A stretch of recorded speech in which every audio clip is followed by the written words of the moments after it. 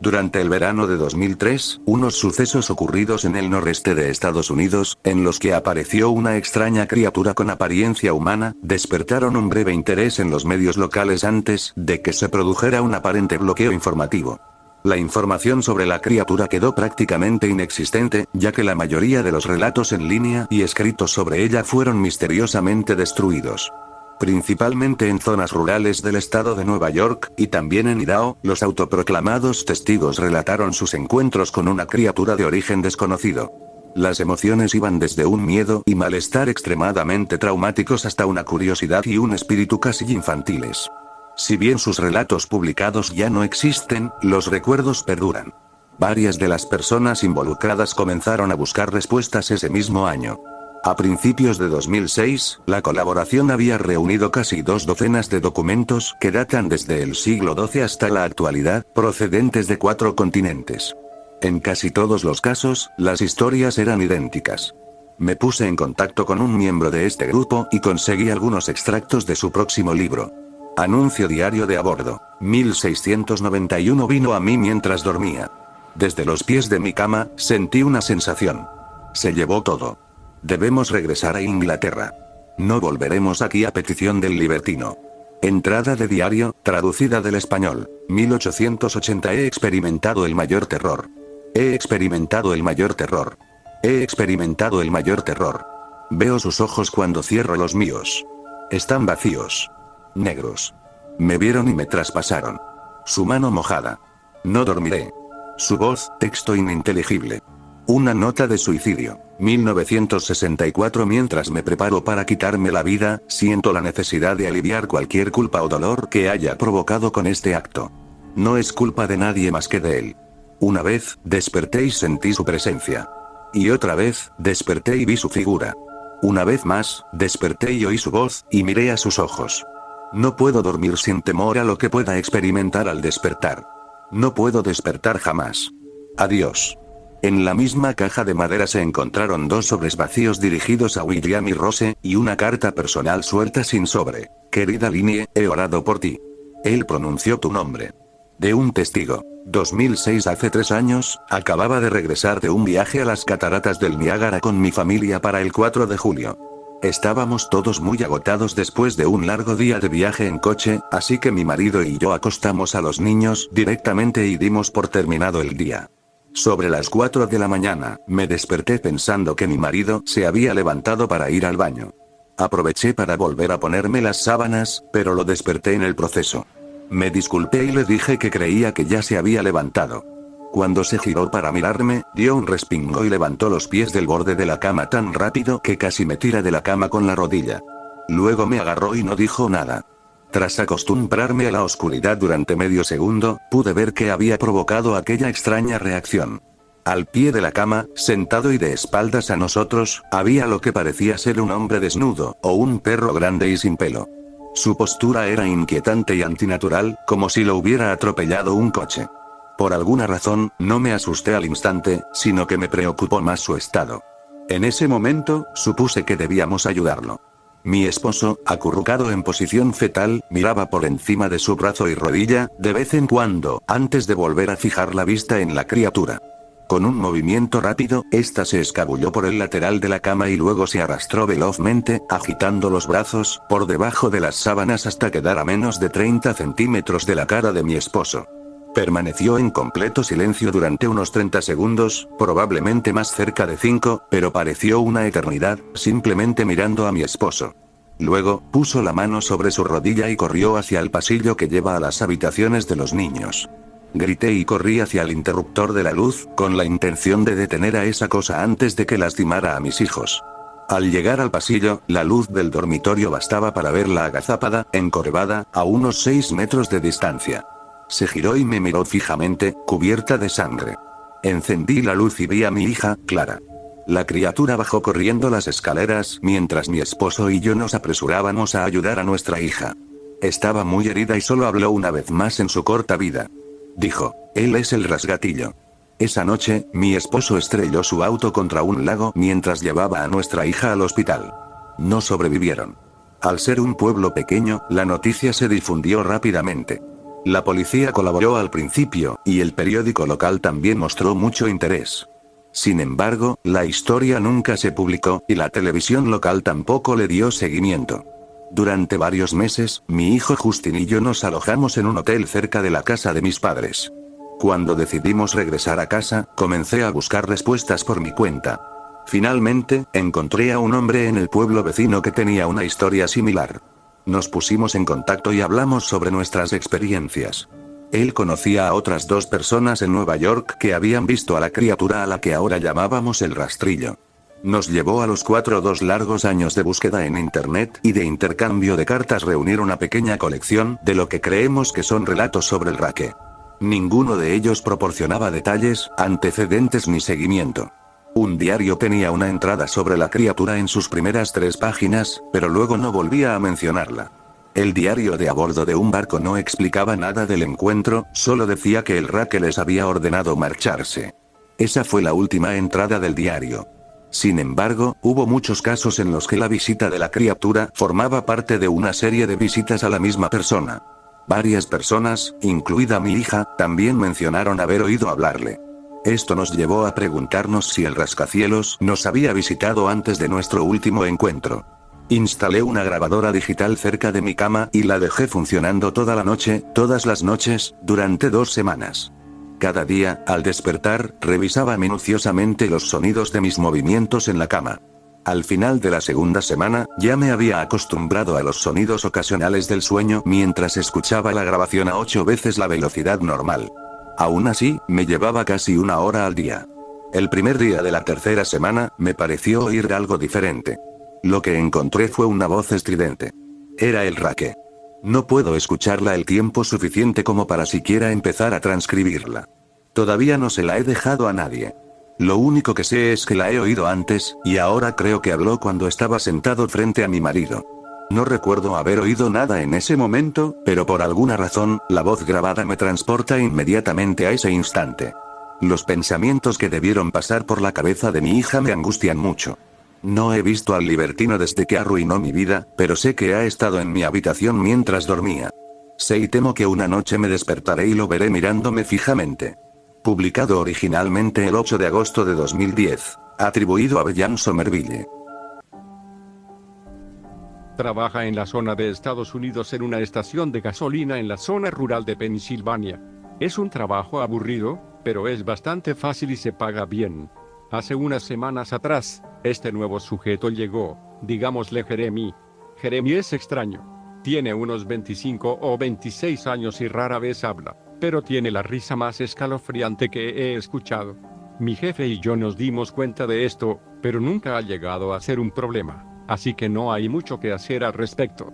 Los clientes jamás se han quejado de él, además, él siempre ha hecho su trabajo bastante bien. Hace unas semanas, sin embargo, las cosas empezaron a ponerse raras. El robo por parte de los empleados puede ser un problema en cualquier negocio dedicado a la venta de bienes de consumo, y solo hay una persona trabajando a la vez en la estación de gasolina. Es un lugar muy pequeño. Hace más o menos 2 semanas, mi jefe comenzó a notar que nos estábamos quedando sin aceite de motor. Al principio solo eran unos pocos contenedores, pero luego pasaron a ser estanterías y cajas completas. Pronto, cargas completas de aceite que recibíamos desaparecían al día siguiente. Y esto siempre ocurría después del turno de Jeremy. Mi jefe ha revisado las cintas de la cámara de seguridad de todos y cada uno de los días en los que él trabajó, pero jamás ha podido capturarlo en el acto. Jeremy iniciaba su turno, y el aceite ya se había ido al día siguiente. Mi jefe suele llevarse las cintas de seguridad consigo para revisarlas en su casa y así descubrir a Jeremy en el acto del robo. Sin embargo, en la noche anterior me pidió que revisara las cintas por él, pues su hija tenía un juego de softball y debía acompañarla. Ofreció pagarme horas extras, por lo que obviamente acepté la oferta. Hay 3 cámaras, así que me entregó 3 cintas diferentes para revisar. Me di cuenta de que iba a ser una noche bastante larga, pero necesitaba ese dinero para los ahorros de mis vacaciones. Me llevé las cintas a casa, las puse en una vieja videocasetera y me senté frente a la pantalla. El último y más reciente turno de Jeremy había sido 2 días atrás, iniciando a las 4 p.m. Todo parecía bastante normal al principio. Revisó los estantes, Se despidió de la chica que había estado trabajando antes que él y esperó a la llegada de algún cliente. La primera persona en llegar fue la señora Templeton, una cliente regular. El marcador de tiempo del vídeo indicaba que había llegado a las 4:03. Tomó sus cigarrillos de siempre, cogió un periódico y pagó con $20. No había nada inusual hasta ahí. El siguiente cliente fue un sujeto local llamado Ron. Ron conduce una motocicleta y viene cada cierto tiempo. Llenó su tanque, cogió una bolsa de carne seca, pagó con su tarjeta de crédito y luego se fue. El siguiente en llegar fue un tipo con un sombrero de vaquero. Nunca antes lo había visto, aunque siempre recibimos a extraños que vienen de paso, como cualquier estación de gas. Compró $40 de combustible diésel, pagó con un billete de $100 y siguió su camino. Suspiré. La única cosa más aburrida que este trabajo solo podría ser ver a alguien más hacerlo. De todas formas, la oferta de mi jefe era lo suficientemente buena como para mantenerme viendo la cinta, así que continué observando. Todo se veía muy normal. Pensé que si Jeremy realmente estaba robándose el aceite, debería saber que sospechábamos de él. No podría ser tan tonto como para delatarse frente a la cámara. Las cosas continuaron aburridas y rutinarias hasta aproximadamente las 5 en punto. A las 5:03 la señora Templeton regresó. Debía de haber olvidado algo. Pero no. Compró el mismo paquete de cigarrillos que había comprado anteriormente, y el mismo periódico. Pagó con otros $20. Eso es extraño, pensé, aunque por otra parte ella suele ser algo distraída. Pensé que Jeremy debería haberle recordado que ya había comprado sus cigarrillos. De todas formas, no es contra las reglas venderle a alguien la misma cosa 2 veces. En ese momento entró Ron. Volvió a llenar el tanque de su motocicleta y compró la misma bolsa de carne seca. Pagó con su tarjeta de crédito. Supuse que se trataba de alguna rara coincidencia. La señora Templeton es olvidadiza y Ron probablemente poseía más de una motocicleta. Fue en ese momento cuando el vaquero volvió a ingresar. Sentí un escalofrío recorrer mi espalda. No pidas diésel, no pidas diésel, susurraba a la vacía habitación. Pero lo hizo. Compró $40 en combustible diésel y pagó con un billete de $100. Cada uno de sus movimientos era idéntico a los de su última visita, hasta la manera en la que se rascó la nariz antes de irse. O bien este tipo era rico, poseía un montón de camiones y acababa de mudarse al pueblo, o bien algo muy bizarro estaba pasando. Seguí mirando.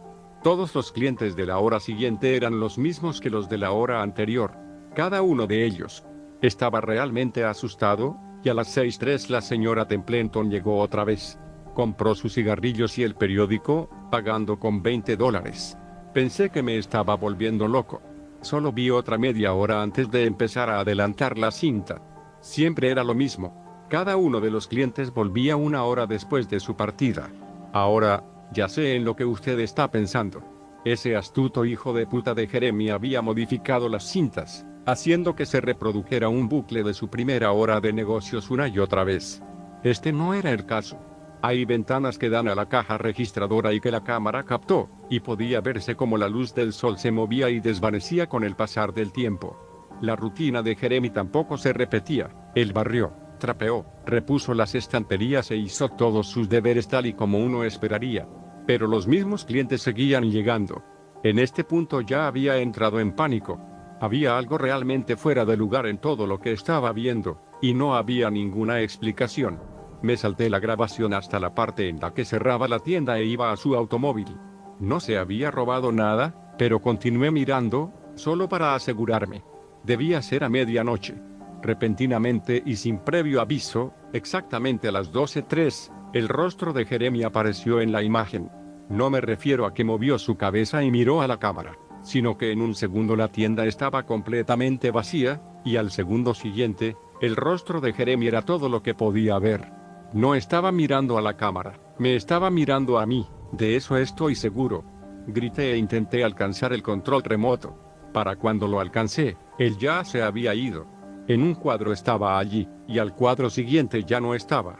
Mis manos me temblaban frenéticamente, pero de todos modos puse otra cinta. La otra cámara interior muestra la parte trasera de la caja registradora, así que iba a poder ver cómo se levantaba y se dirigía hacia la cámara. Me adelanté hasta las 12:03, pero no había nada. Podría haberlo visto encima de alguna silla o algo así, pero no. Él no estaba ahí. Tampoco lo vi ingresar a la tienda después de haberse ido. Era como si en realidad él no estuviera allí. Él tampoco sabe el código de seguridad, y aquella noche no sonó ninguna alarma después de que él cerrara. Lo que sí vi, no obstante, fue como a las 12:03 el aceite de motor desaparecía de los estantes. Tal y como el rostro de Jeremy en la otra cinta, en un segundo estaba allí y al siguiente ya no estaba. Quité la cinta y me fui a la cama, pero no pude dormir ni un poco. Mi cuerpo está exhausto en este momento, pero mi mente es un caos. Aquella cinta es indudablemente la cosa más escalofriante y perturbadora que he visto en toda mi vida. Me voy a trabajar en unas horas más. Mi jefe me pidió que le devolviera las cintas y le contara sobre todo lo que encontrara, pero la verdad, ¿qué carajo se supone que le voy a decir? Jeremy tiene el turno nocturno esta misma noche, exactamente después de mi turno, y el plan de mi jefe es que ambos lo confrontemos juntos momentos antes de que yo me vaya, ya que se supone que soy yo el que lo descubrió robando. No tengo la menor idea de qué es lo que voy a hacer. Supongo que tendré que mostrarle las cintas a mi jefe, pero no quiero verlas con él. No quiero volver a ver algo así nunca más. Soy incapaz de quitarme de la cabeza la imagen de Jeremy sonriendo directamente a la cámara. Esa fue la mirada más aterradora que he visto en cualquier rostro humano. En fin, voy a tratar de dormir unos minutos antes de irme al trabajo a lidiar con esto. Luego les cuento qué pasa. Actualización, 2:49 p.m. Actualizando desde mi teléfono celular. Disculpas de antemano por los errores. Mi jefe acaba de terminar de ver la última de las cintas. Le dije lo que debía esperar, pero la verdad uno no puede preparar a nadie para algo como eso. Está muerto de miedo, yo todavía lo estoy un poco, y Jeremy debería llegar a eso de las 4. Tenemos poco más de una hora para prepararnos, pero ninguno de los dos sabe qué decirle. ¿Es él acaso un loco que gusta de robar aceite de motor y asustar a la gente? ¿O es acaso otra cosa? No sé si esto es una locura, pero ¿no cree alguno de ustedes que Jeremy podría tener algo que ver con algo así como los viajes en el tiempo? Mi jefe dice que él nunca vio algo como eso en las otras cintas, pero la manera en la que él se mostró en estas grabaciones me hace pensar que él sabía que lo estaban mirando. La forma en la que sonrió a la cámara fue como la de un niño pequeño mostrándote un castillo de arena que acaba de construir o algo así. No lo sé, probablemente parezco un loco. Estoy seguro. Voy a hablar un poco más con mi jefe. Tenemos que calmarnos y pensar en cómo tratar con esto. Voy a actualizar otra vez esta noche, pero realmente tengo un mal presentimiento acerca de cómo se desenlazará todo esto. Actualización, 4:33 p.m. No hay señal de Jeremy. Intenté llamarlo, pero su teléfono ha sido desconectado. Vamos a llamar a la policía. Actualización, 5:33 p.m. No hay señal de Jeremy. Intenté llamarlo, pero su teléfono ha sido desconectado. Vamos a llamar a la policía. Actualización, 6:33 p.m. No hay señal de Jeremy. Intenté llamarlo, pero su teléfono ha sido desconectado. Vamos a llamar a la policía. Actualización, 7:33 p.m. No hay señal de Jeremy. Intenté llamarlo, pero su teléfono ha sido desconectado. Vamos a llamar a la policía. Actualización, 8:33 p.m. No hay señal de Jeremy. Intenté llamarlo, pero su teléfono ha sido desconectado. Vamos a llamar a la policía. Actualización, 10:58 p.m. Mierda. Acabo de ver mis actualizaciones anteriores luego de llegar a casa. Ahora las cosas tienen menos sentido que antes. Esto es lo que puedo decirles. Fui a trabajar, Jeremy nunca llegó y mi jefe y yo decidimos llamar a la policía, como ya saben. Sin embargo, en el momento en el que cogí el teléfono, el sol salió. Estaba confundido. Aparentemente me desmayé durante 5 exactas horas, porque cuando miré al reloj eran las 9:33. Creo que me quedé atrapado en el bucle de tiempo de Jeremy, y que luego me liberé al desmayarme, si es que eso tiene sentido. Pero fue recién ahí cuando las cosas se pusieron raras. Mi jefe estaba a mi lado cuando me desmayé, listo para corroborar mi historia a los policías. Cuando volví en mí, el teléfono estaba en mi mano, pero estaba muerto. Ni siquiera había tono de marcado. Mi jefe todavía estaba ahí, pero no se movía. Él estaba de pie, pero congelado. Volví a mirar al reloj, pero no se estaba moviendo. El segundero estaba atascado en el 12. Eran exactamente las 9:33. El reloj en la pantalla de la caja registradora tampoco se movía. Mi teléfono también estaba congelado. Incluso había un cliente enfrente de la caja registradora, esperando a que mi jefe le entregara sus cigarrillos. Supongo que ese debió de haber sido su quinto paquete del día. Rápidamente me fui de allí.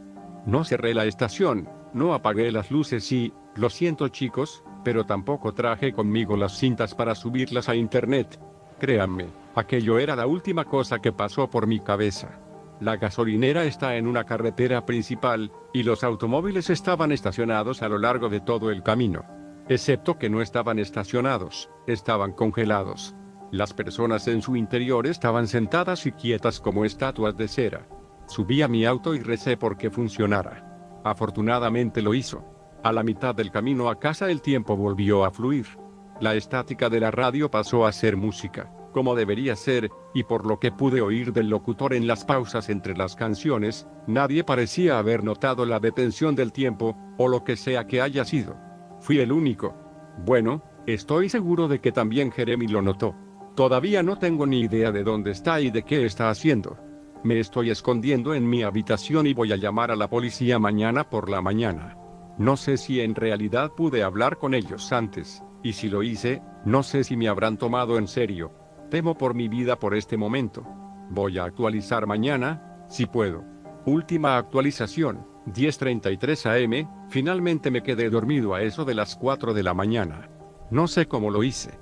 Supongo que finalmente sucumbí al cansancio.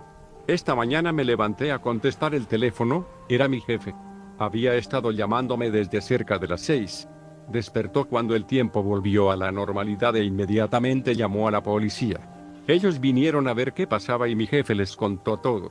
Los policías de por aquí son todos hombres de poco tiempo, así que estaban más interesados en la desaparición del aceite de motor que en las otras cosas. Pero mi jefe logró llamarles la atención. Decidieron ir a buscar a Jeremy.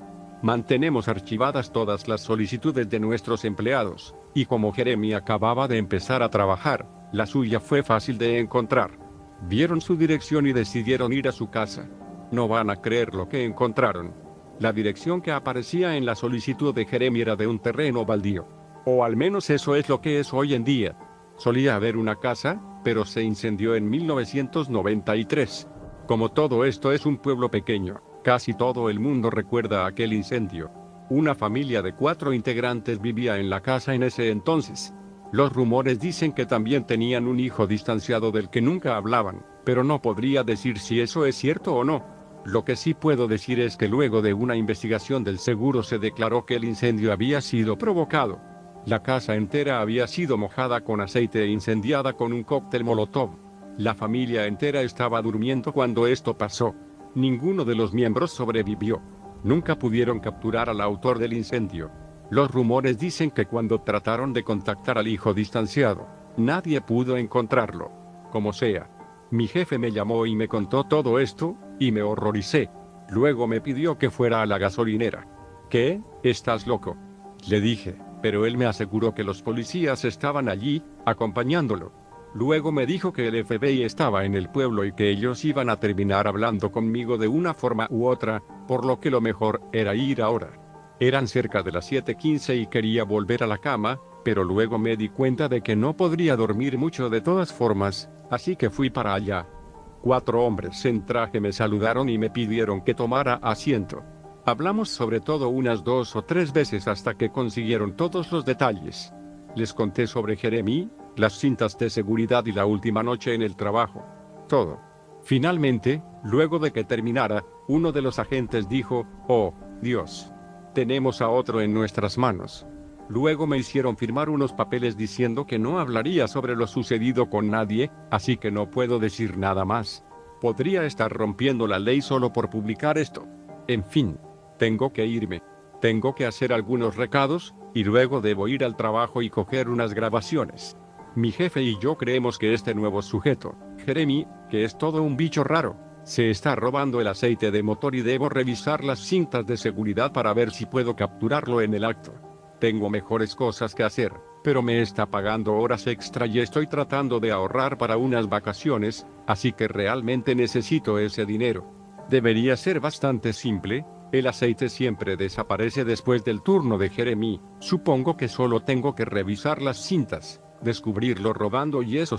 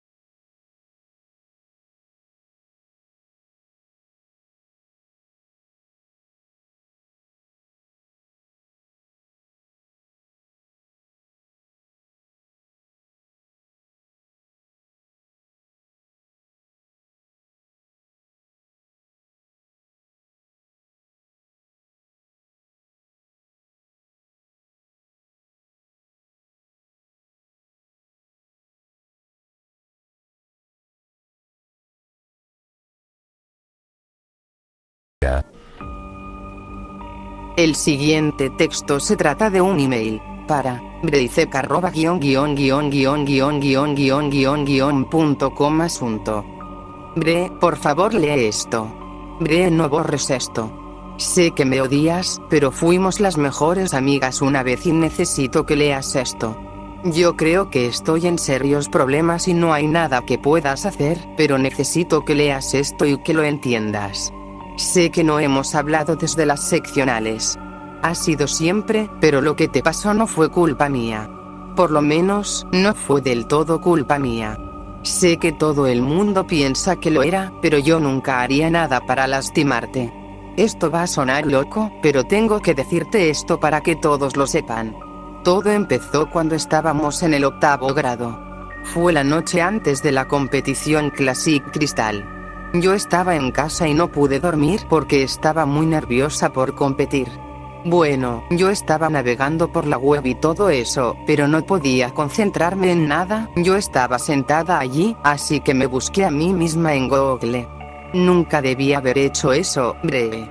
En un primer momento encontré todas las cosas usuales que puedes encontrar si te buscas a ti mismo, pero, a continuación, encontré un enlace a una página de Wikipedia acerca de mí. Pensé que nuestro club lo había hecho, o mi padre, mis amigos o algo así, pero no había mucha información, solo algunos datos básicos acerca de patinaje, la ciudad en la que vivía, pero lo que más me extrañó fue que decía que gané la Crystal Classic de ese año. Me reí, me pareció que seguro alguien lo hizo para animarme. Me enfrenté a mi papá al respecto, pero él negó haberlo hecho. Cuando gané la competición al día siguiente, yo estaba feliz. Esa fue la primera competición que nunca había ganado y me sentía realmente bien. Recuerdo lo duro que trabajé después de eso. Fue entonces cuando mis padres contrataron a Sergei para entrenarme. Ya sabes lo mucho que les debió costar. Después de eso, miraba mi página antes de cada competición y siempre acertaba en el resultado que había allí escrito. Dijo que iba a ganar los regionales a 15, y todo se hizo realidad. Después de eso, Sergei convenció a mis padres de que tenía una oportunidad real en los Juegos Olímpicos, que es cuando me sacaron de la escuela. Patiné todos los días, pero yo no estaba progresando de la manera que Sergei dijo que necesitaba si quería una oportunidad por el campeonato. Yo estaba trabajando duro y estaba patinando bien, pero aún Sergei dijo que no era lo suficientemente buena. Cuando llegaron los seccionales todo lo que pude pensar fue en ganar, así que hice algo que no debía. Todo el mundo decía que tú eras la favorita y me sentí como si hubiera perdido, así que hice una cuenta de Wikipedia y traté de actualizar mi página para escribir que yo era la ganadora. El caso es que después de actualizar la página, la registré y todo lo que había escrito era: Anora Petrova es una perra egoísta que va a conseguir lo que se merece. Me derrumbé. Es por eso que parecía tan horrible al día siguiente. Yo estaba aturdida. Recuerdo haber visto tu rutina y ver la cuchilla de tu patín romperse. Lo siguiente que recuerdo es que estaba en el suelo y mi cara estaba cubierta de sangre porque la punta de la cuchilla salió volando y cortó mi frente. Entonces me dijeron que era culpa mía porque tenía tus patines en mi poder antes. Bre, sinceramente, no he hecho nada a los patines. Quería ganar, pero yo no haría nada para lastimarte. Cuando me dijeron que estaba expulsada de las competiciones, todo el mundo dijo de que conseguí lo que me merecía. Nadie se preguntó por mi lado de la historia. Supongo que has oído que Sergei me dejó después de eso. Dijo que lo arruiné. Nadie quería hablar conmigo. ¿Sabes lo que se siente al ser condenada al ostracismo por todo el mundo? Y entonces la página se puso peor. Cada vez que iba a verla, decía cosas horribles sobre mí. Lloraba cada vez que lo leía, pero no podía dejar de verla. Yo sabía que tenía que hacer algo, así que hice una queja a la Wikipedia. Incluso he intentado llamar, pero nadie había reclamado saber nada de la página. Yo estaba sola en casa la noche del viernes y me decidí a verla para ver si se había retirado. La página aún estaba allí, solo que esta vez decía: Anora Petrova es una pequeña huérfana patética. Me asusté. Llamé a mis padres para avisarles, pero cada vez que yo llamaba lo único que oía era una horrible risa en el otro extremo. Debí haberlos llamado 100 veces hasta que no pude soportar el sonido de las risas más. Después del accidente, la policía me dio el teléfono de mi padre y no había ningún registro de mis llamadas esa noche. Estaba devastada. Antes yo estaba todo el día entrenando y estudiando, nunca me di cuenta de lo sola que había estado todo el tiempo. Sé que trataste de contactarme, pero yo estaba tan deprimida y enojada que me encerré de todo.